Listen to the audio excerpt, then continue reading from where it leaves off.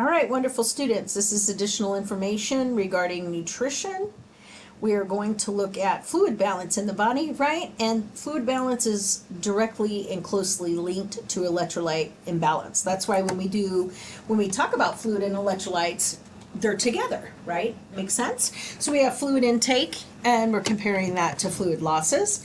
So again, when we look at the minimum urine amount needed to get rid of waste, we're looking at 400 to 600 milliliters. We do have some insensible water loss, and this is done just by simply breathing, right? So we lose some fluid through our lungs and also through our skin as well as in our stool, right? Fluid retention is about 1 kilogram or 2.2 pounds of fluid water weight gain equals about 1 liter, okay? So again, a change of 1 kilogram or 2.2 pounds of fluid volume, it's about per 1 liter of fluid, okay?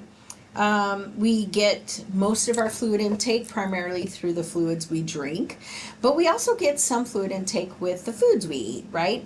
The Institute of Medicine recommends that women get about 2,700 milliliters of fluid intake a day and men 3,500 milliliters of fluid a day.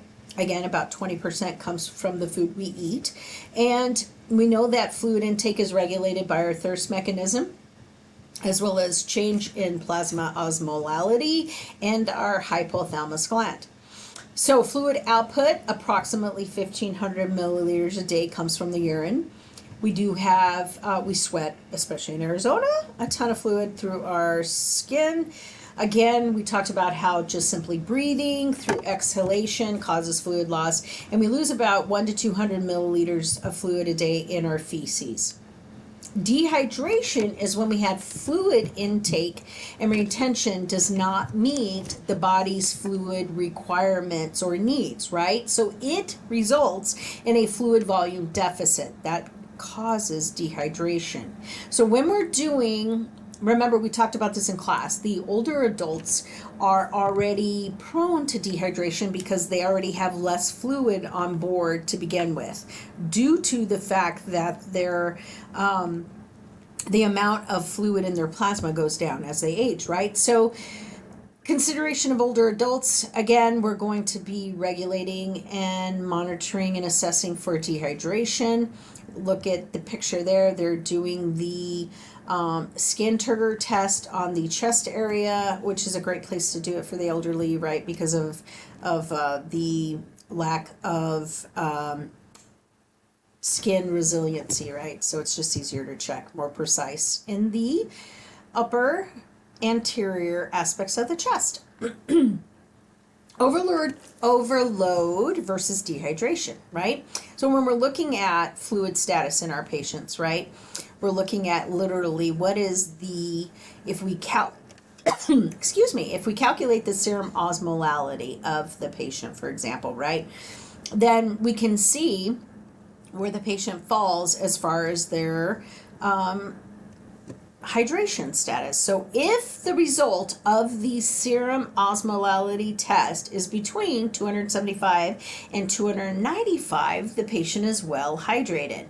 If the osmolality, though, is less than 275, then the patient is overhydrated. And if the result is larger than 295, then you have your patient is dehydrated, okay? Sodium, okay, so we know the norm for sodium is 135 to 145 mmol per liter. Sorry. Where sodium goes, so does water. So sodium will influence where water goes, okay? So you can have patients who are low sodium or hyponatremic, or high sodium or hypernatremic, right? And sodium is the most abused electrolyte in the US, right? Patients love to put sodium on their food, right? And we consume too much. It's in the ECF. It does regulate fluid volume, and the kidney is what's responsible for the reabsorption. Sodium functions by its job is to transmit and conduct nerve impulses, right? And it does help, remember from A&P, the sodium potassium pump, right? Maintains water balance as well as neuromuscular activity.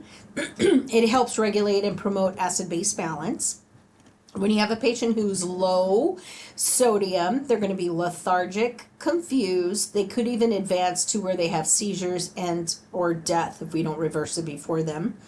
Too much sodium or hypernatremic, you're going to have a patient who's flushed skin. They're going to maybe have potential elevated body temp, elevated blood pressure. That's how it will typically present.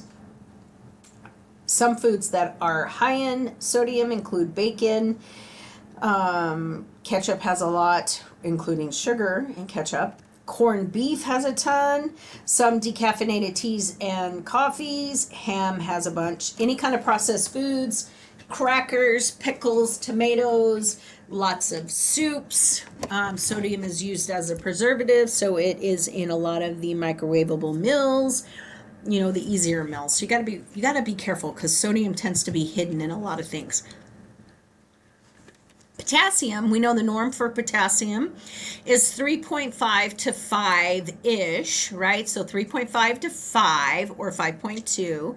We're going to regulate, we know that potassium regulates the protein synthesis, glucose usage, as well as how we store our glucose in the body, right?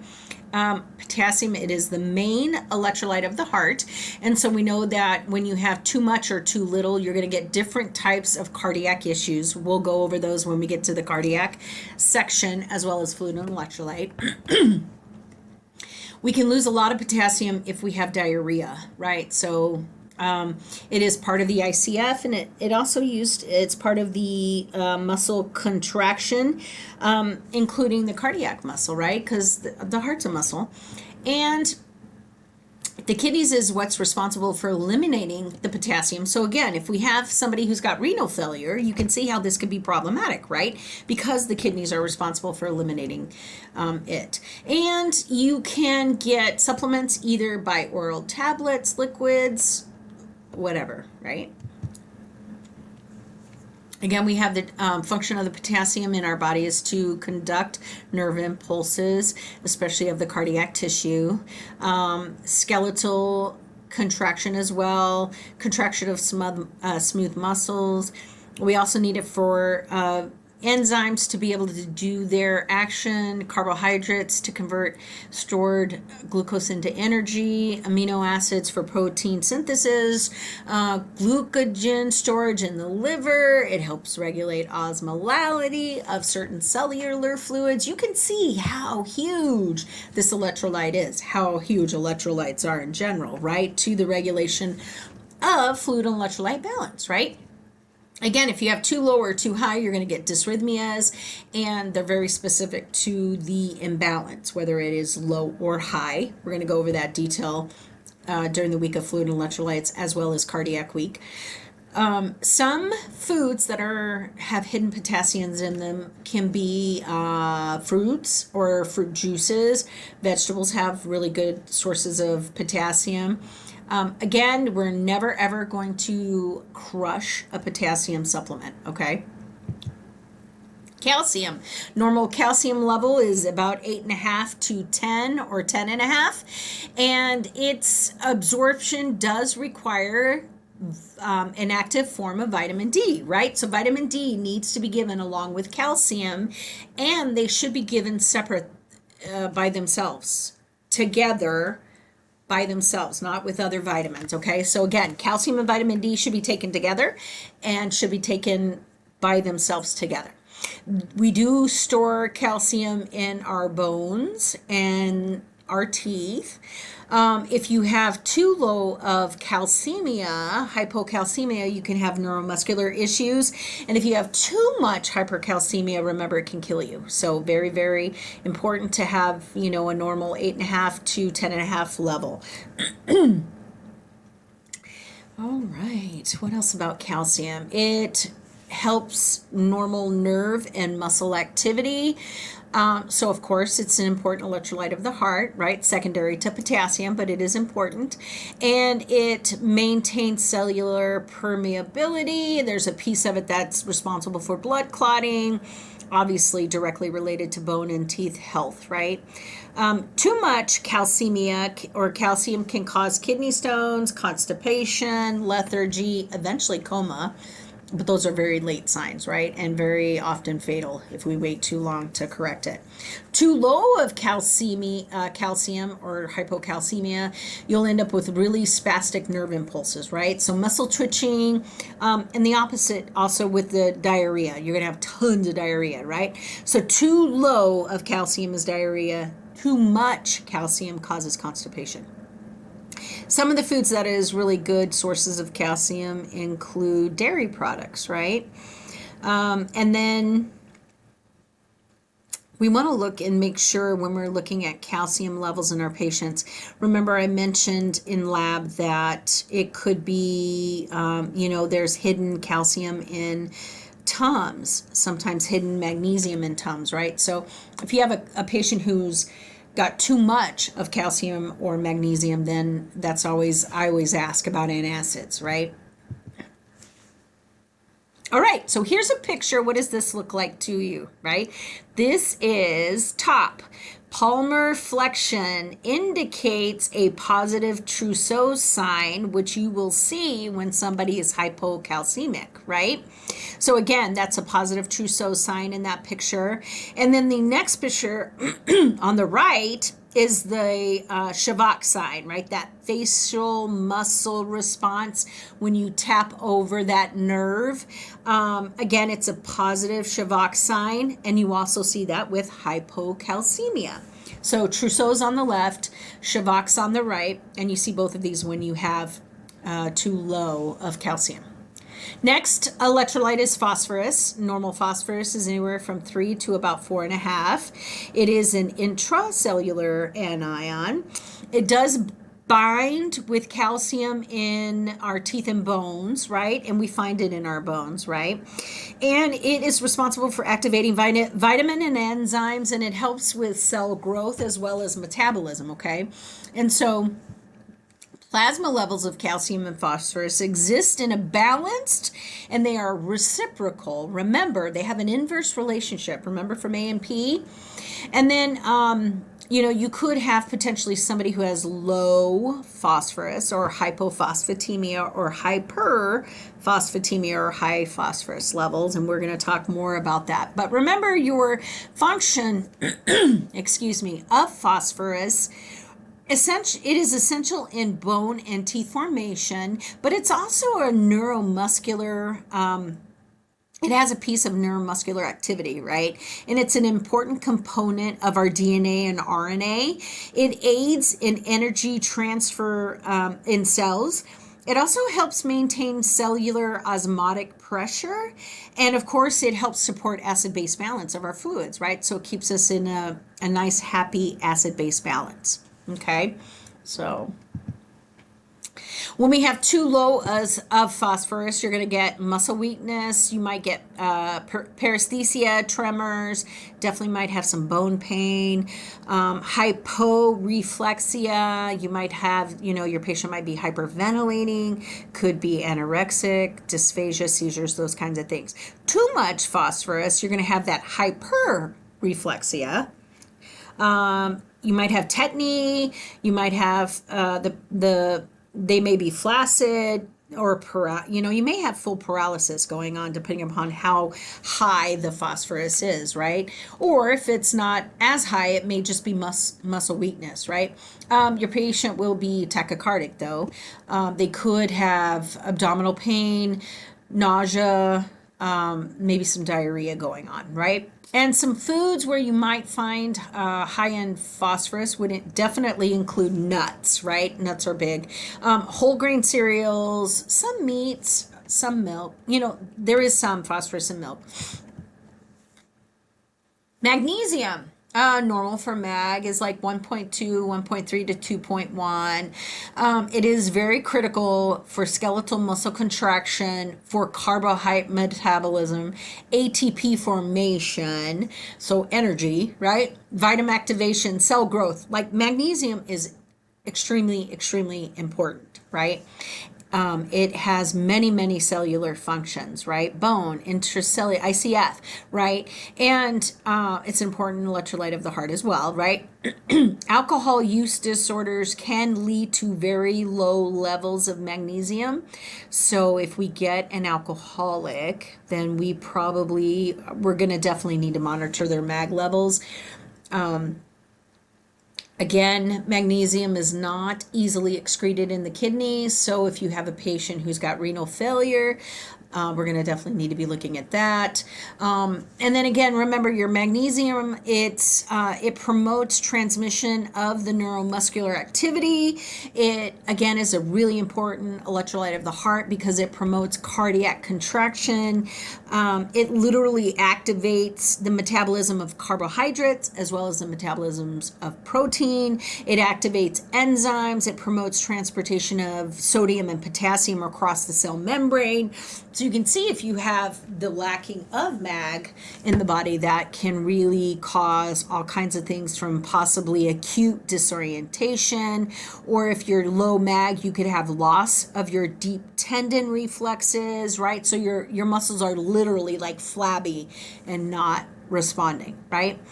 And then if you have the opposite true, where you have too much magnesium, then you have literally abdominal pain and muscle tension, right? So you have the opposite occurring. Some foods that are high in magnesium include fish and fruits and vegetables and grains and nuts and peanut butter and seafood and things like that, right? I'm pretty sure I talked about all that already. Yes. Okay, so your vitamins, right? We get a lot of our vitamins through the foods we eat, right? But there are some over-the-counter vitamins, right? And, vitamin supplements for some people, are good, right? Especially if they're not going to get it in their diet. But we definitely prefer patients to get their vitamins in their diet. But if they're not getting it through their diet, it is good to take a supplement because vitamins are needed for metabolism, growth, healing. It's important to know that vitamin A, D, E, and K are fat soluble vitamins, and water soluble vitamins are like your vitamin B's, B6, B12, B3s, all of those, and then your complex vitamins as well as your vitamin C's. So populations that need an increase in vitamins would include those that have rapidly, body growth. Patients who are pregnant or breastfeeding, they definitely need, supplements. Patients who are malnourished or patients who are debilitated. There is a chart in your book that kind of talks about the justification for vitamin supplements. Take a look at that if you have time. It's kind of interesting. There is also another table in your book with vitamin functions, suggested food sources, like some deficiency conditions, those kinds of things.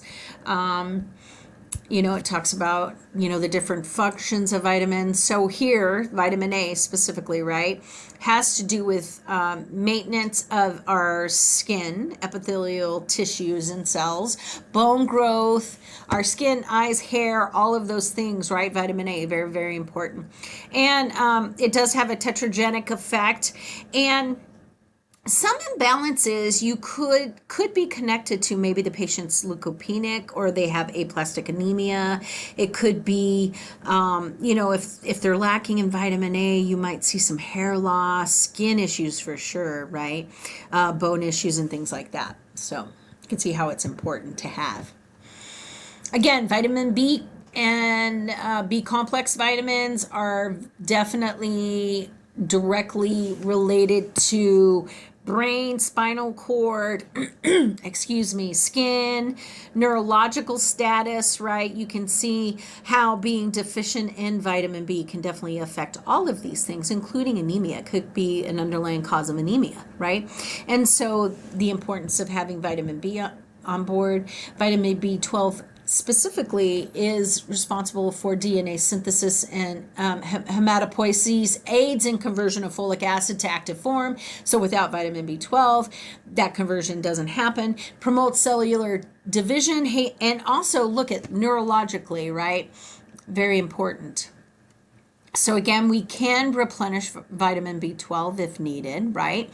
And we can take an oral supplement, or could be, if they're really, really deficient, they could get intramuscular B12 injections, right? So they're given in a deep, large muscle, usually the vastus lateralis or the ventral gluteal. We're going to use the Z-Track to prevent irritation with the ventral gluteal. And of course, you're going to definitely administer slowly. This vitamin B12 is very thick, so you got to be very careful, okay? Just administer it slower. And again, it's, to ensure that we have the DNA synthesis and the conversion of folic acid and cellular division and our nervous system and all of those things. Vitamin C is needed for iron absorption as well as the conversion of folic acid. It also aids in carbohydrate metabolism, right? So converting stored glucose to energy and breaking down consumed carbs to metabolizing that, right? It also aids in the synthesis of lipids and collagen and proteins and helps repair tissue when it's injured. So you can see vitamin C is very, very important, right? If you take mega doses, it could upset your stomach and cause diarrhea and cause crystalluria to be formed, so be careful. You do tend to urinate out, like if you consume large amounts, you'll urinate it out. But just, educate your patients not to take too much because it can cause GI upset, right, and diarrhea. And it is extremely important that if they do take mega doses, that when we educate them on the need not to take such large doses, that we don't just drop off, right?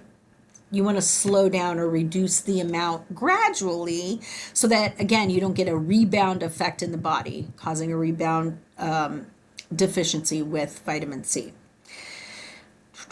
All right. Vitamin D, a big one. Again, this is the one you take with your calcium so that it will absorb more calcium, right? So vitamin D, again, helps regulate the amount of calcium that's taken up, as well as the amount of phosphorus that's metabolized, right? And an adverse reaction would be possibly too much calcium being taken up. And the best source is the sunlight, right? And basically, the providers feel that you need to get about 20 minutes of sunlight a day, 10 to 20, to get the right amount of vitamin D. Vitamin E is an antioxidant that helps protect our cellular components from oxidation that happens just from the free radicals that we find in the air, in the food, and everything, right, that we eat and drink and all that. It helps protect our red blood cells from hemolysis, right, so from getting destroyed. And so it's important, though, the lab interactions, it can have a prolonged prothrombin time. It's not seen, or it's rarely seen in practice, but it can occur, so it's important to be aware of it, although you probably won't see it in practice. Vitamin K helps, again, synthesize prothrombin as well as several clotting factors, so it helps prevent hemorrhage, right? And vitamin K is the antidote for warfarin, right?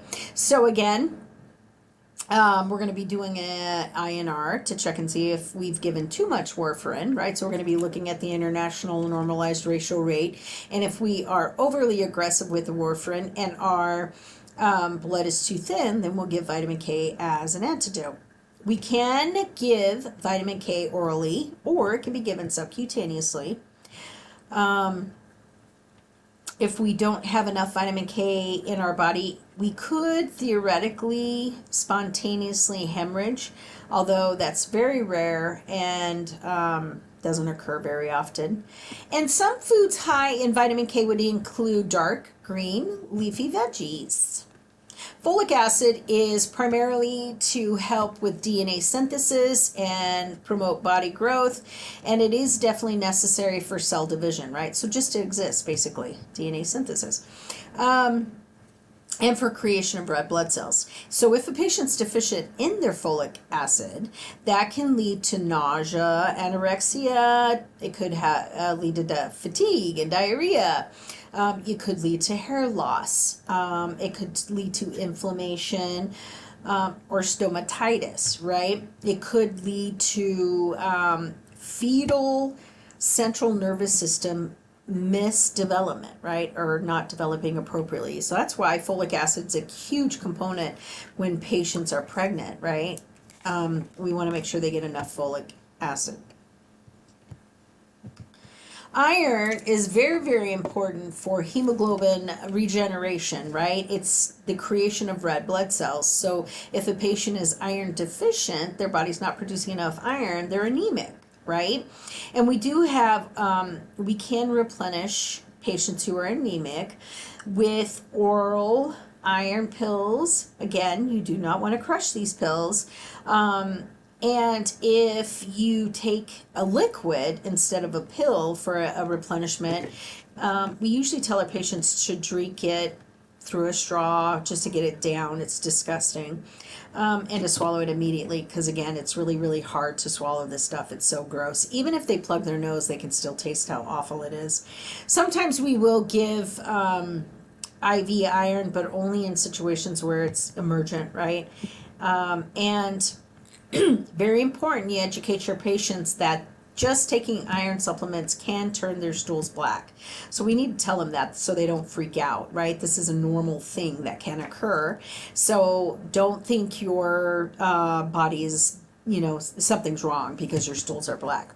But it is also important to know that if someone takes too much, lethal doses could kill your liver, could cause hemorrhaging, shock, and death. So be careful. Excuse me. Okay, so this is a picture of the percentage of body fat composition, right? Current American dietary guidelines. So 55% of our total calories should come from carbs, 15% should come from proteins, and 30 or less should come from fat, right? And again, additionally, no more than 6 teaspoons of sugar in a day. So the standard American diet, which is funny, it's sad, is about 2/3 from animal sources, half from simple sugars. The rest are typically from refined flours, and then usually most of us eat about 2/3 from animal fats, right? So again, the standard American diet energy nutritional breakdown is quite different than the recommendations. It's composed primarily of animal fats, animal proteins, maybe simple or refined carbs. So vegetables, fruits, and whole grains are rarely consumed in adequate quantity in the American diet. Keep in mind that American, in this instance, refers to people in the U.S. only, right? Energy nutrients. So there are 3 energy nutrients that provides calories to fuel our cells, right? So we have carbohydrates provide 4 calories. Actually, kilocalories is the proper term.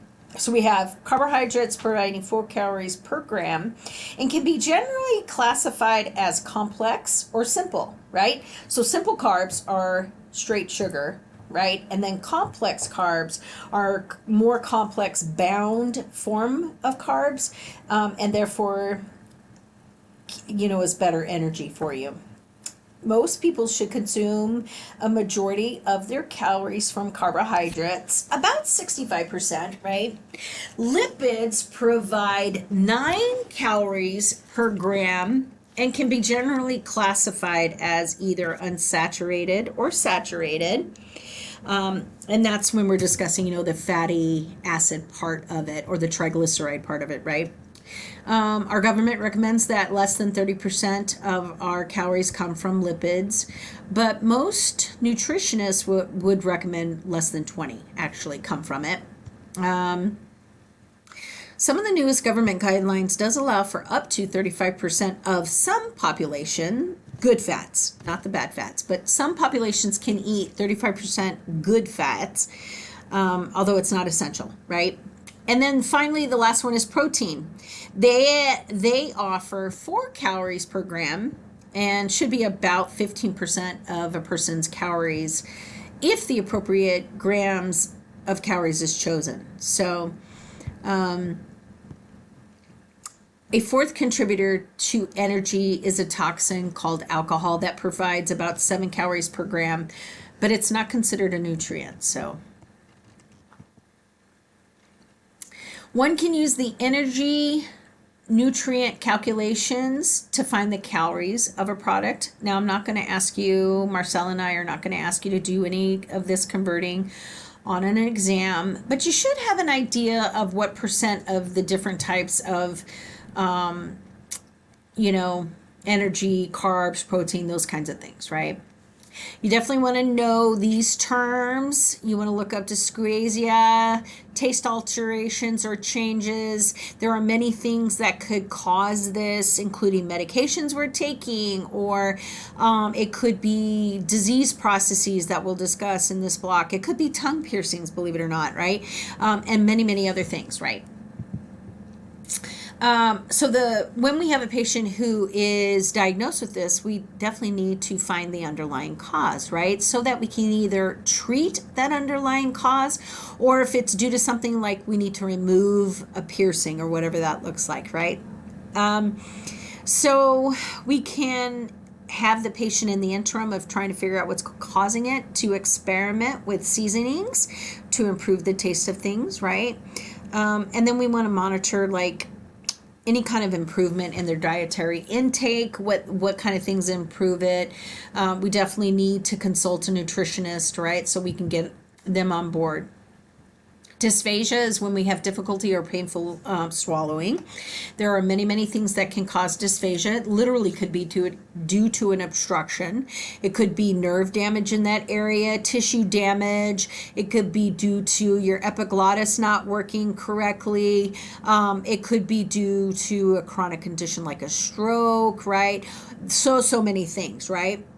Please do not confuse aphasia with dysphagia, okay? Aphasia is receptive, meaning it cannot understand what is spoken or written.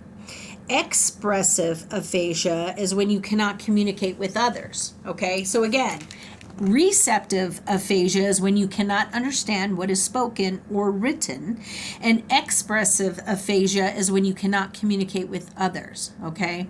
And dysphagia is when you have difficulty or painful swallowing, okay, specifically.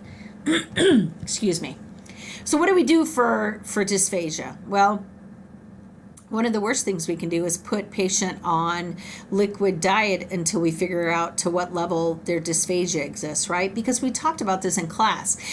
Fluids, water is one of the hardest things to swallow, right? It's extremely thin. And by the time we figure out that they're choking, and how do we know that? Well, because they're coughing every time they try to drink something or eat something, right? That's an indicator that they're choking.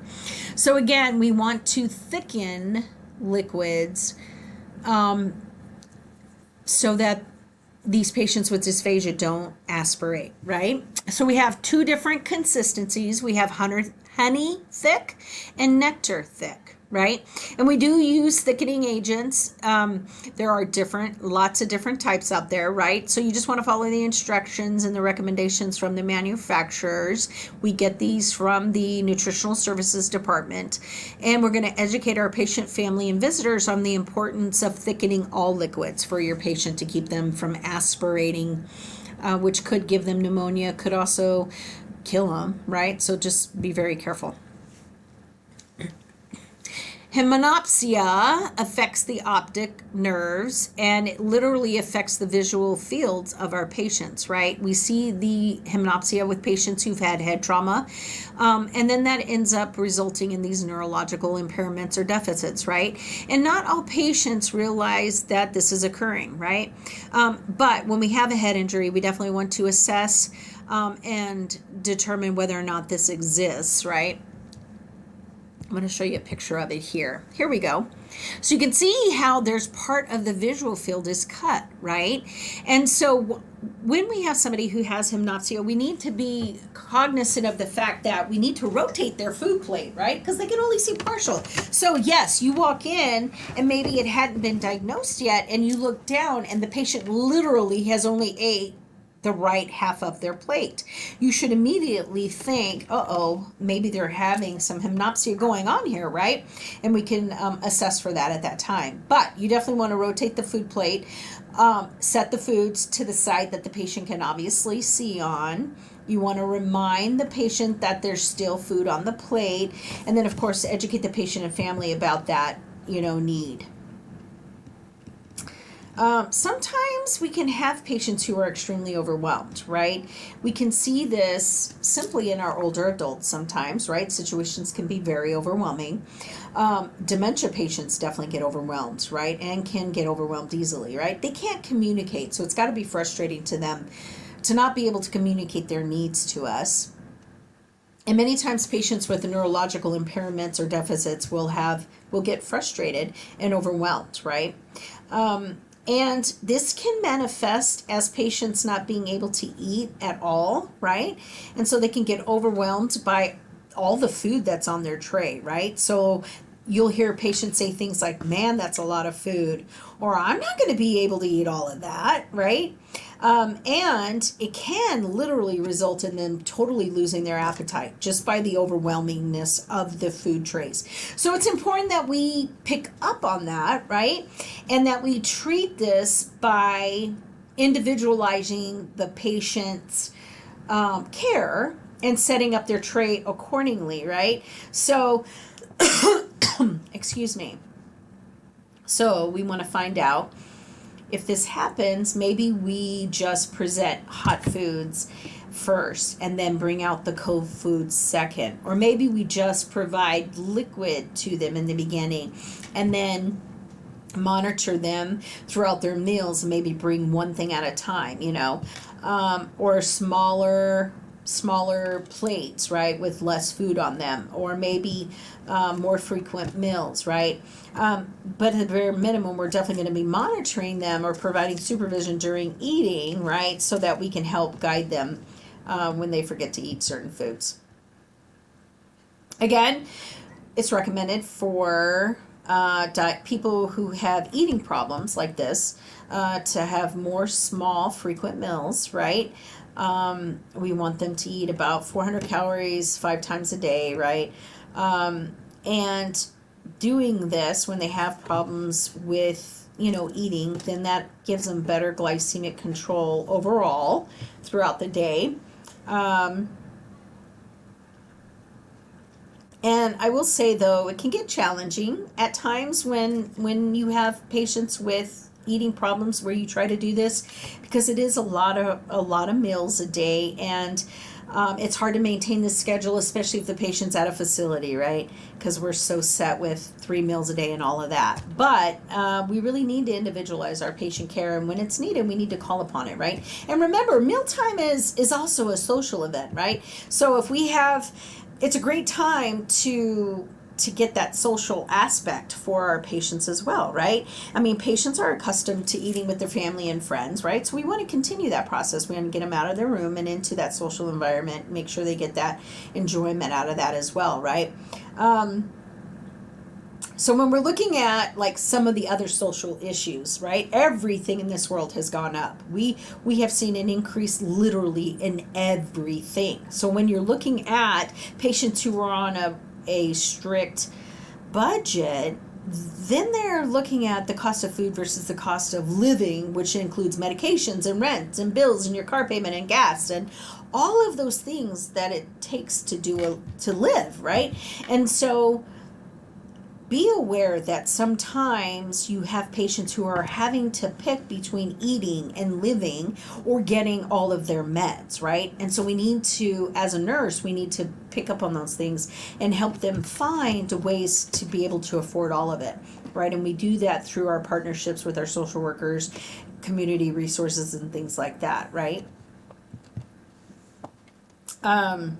So again, encourage your patients to eat in the dining room, right? And encourage mealtime conversations, right? And you want to offer a variety of different types of meals to spark their interest in the food that they're eating, and to make the whole experience enjoyable to them, right? And of course, we want to supervise and offer assistance as needed to ensure that they're consuming, an appropriate amount of calories and staying healthy, right? And it does take time and patience. So don't think that you're going to whiz through, lunch and breakfast and dinner quickly, because some patients take longer to consume their food, right? Especially if they have dysphagia and other problems. It's just going to take time, and they may need supervision, especially in the beginning. So it requires that give and take, right? And don't expect your nursing assistant to do all the work, right? We're there to help. We're a team, and we are definitely there to help our patients, right? So, all right, this is the end of this chapter.